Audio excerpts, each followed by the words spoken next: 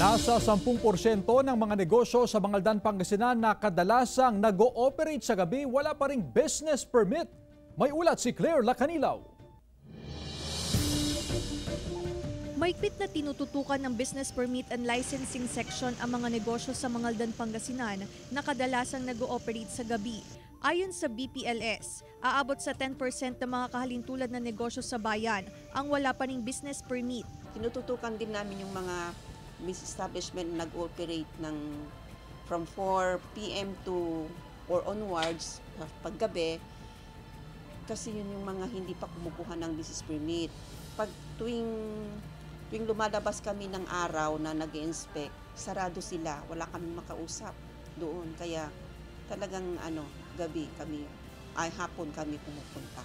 Para naman sa negosyanteng si Gina Fernandez, mahalaga umano ang business permit bago magpatakbo ng negosyo. Para siya, legal, ganun. Na hindi ka natatakot na mag-operate. Patuloy ang tax mapping operation sa mga business establishments upang mag-comply. Nasa humigit kumulang 2,400 na negosyo ang nagbukas ngayong taon kumpara sa 2,100 na negosyo noong nakarang taon na mahigpit pa ang pandemic restrictions.